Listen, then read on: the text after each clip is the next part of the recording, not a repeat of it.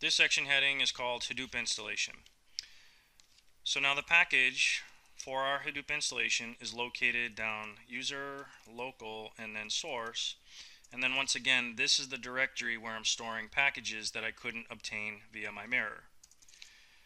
So we're going to be installing Hadoop version 1.2.1, and this is a tar file. It's a compressed tar file, so the way that we're going to essentially extract it is with the following command. We're going to use tar, and then we're going to use the following options. X, so it's a compressed file. We want to extract that file. We want to see it as it's being extracted, and then the file.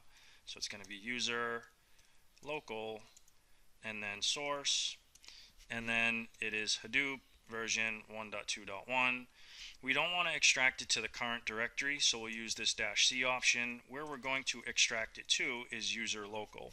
Now the reason we're extracting it to that directory is because that's a recommended installation directory for this user. So now, just because we ran the command, we always want to verify that everything worked as expected, so we're going to list the contents of user local and verify that we see that extracted directory within there. So now once again, we're going to refer to this extracted directory as our installation directory.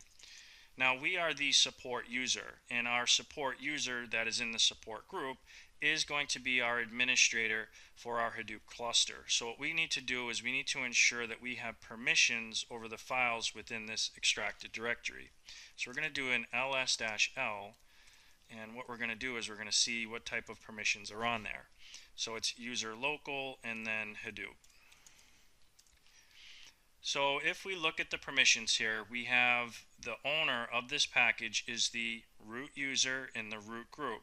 And if we come over to the left, we can see that this is the permissions for the user, then the permissions for the group, and then everyone else.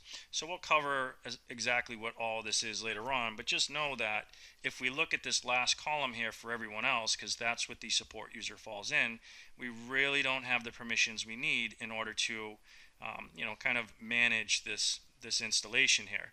So what we're going to do to get around all this is we're just going to change the ownership. So we're going to do a sudo chown. This is going to be recursive, so this is going to be for all files in that directory. We're going to change it from the root user in the root group to the support user in the support group. And then once again, we have to specify the location of this, which is user local Hadoop. And then we want to verify. So scroll through command memory, and we can see that now we are the owner of this package.